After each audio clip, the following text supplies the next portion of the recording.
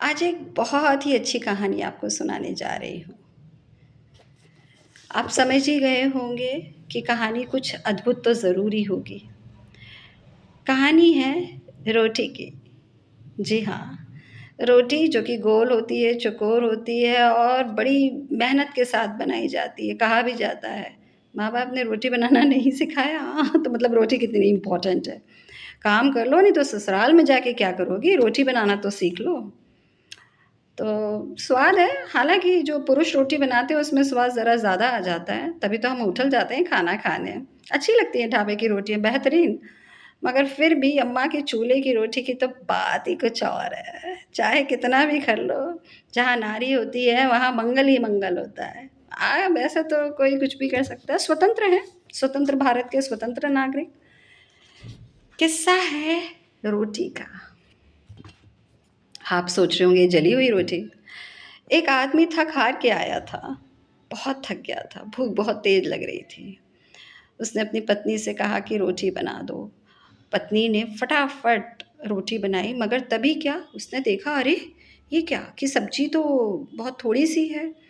उसने बिल्कुल भी अपना समय व्यर्थ करे हुए फटाफट से सब्ज़ी भी दूसरी बना दी। अच्छा, अब इस हबड़-दबड़ में जब वो कर रही थी तो काम करते-करते कुछ-कुछ कमियाँ तो रह ही जाती हैं। उसकी रोटी जल गई। पति बैठ गए खाना खाने के लिए और जली हुई रोटी को बड़े आराम से, इस जली हुई रोटी को बड़े आराम से उन्होंने खा लिया। अब सोचिए उन्होंने खा लिया और क्या कहा होगा? बेटा देख रहा था, बेटी भी देख रही थी, सब चुप थे। सास भी देख रही थी, ससुर भी देख रहे थे, ये क्या तरीका है? फिर भी लेकिन कोई कुछ बोला नहीं। बेटा मुस्कुरा गया, माँ भी मुस्कुरा गई, ससुर भी मुस्कुरा गया। मगर बेटे ने बोल दिया, यानी कि आदमी के पुत्र ने, औरत के पुत्र ने, है ना? कि मम्मी आप ये कैसी रोटी दे रही हो पापा को, जली हुई? पापा तो थक के आए हैं। पति मुस्कुराया और पत्नी ने कहा, ये रोटी जल गई है, आप दूसरी ले लीजिएगा, गलती हो गई है तो। तो बोले नहीं नहीं, ये रोटी बहुत अच्छी है, तो मुझे यही दो, मुझे थोड़ी करारी रोटी खानी है। बहरहाल बात आई गई होगी। खाना खाने के बाद जब पिता ने अपने पुत्र से बात करी तो पुत्र ने कहा कि पापा आपने इतनी जली हुई रोटी क्यों खाई? तो पिता ने समझाया बड़े प्यार से, बेटा तुमने देखा नहीं था पूरी बात, शायद समझी नहीं, जो आधा अधूरा ज्ञान हमेशा हानिकारक होता है। वो जो रोटी थी वो जली हुई थी और कड़क थी, मगर जो उसके बाद वाली रोटी थी वो बड़ी ही सुंदर सी, गोल मटोर सी और बहुत ही अच्छी सी फूली हुई सी रोटी थी।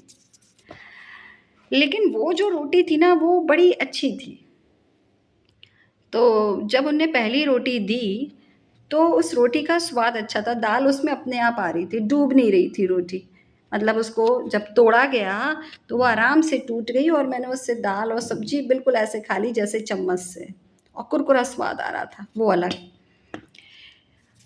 और उसके बाद तुम एक बात खुद सोचो कि तुम्हारी माँ ने इतनी मेहनत से मेरे लिए रोटी बनाई, काम उसने भी किया पूरे दिन के बाद, सब्ज़ी ख़त्म होने के बाद पुनः सब्ज़ी भी बनाई और बड़े प्यार से अपनी बात को भी कह दिया, और सब्ज़ी इतनी स्वादिष्ट थी कि मेरे को तो समझ में ही नहीं आया कि वो जली हुई रोटी मुझे और क्या ही जलाएगी या किसी और को क्या ही जलाएगी।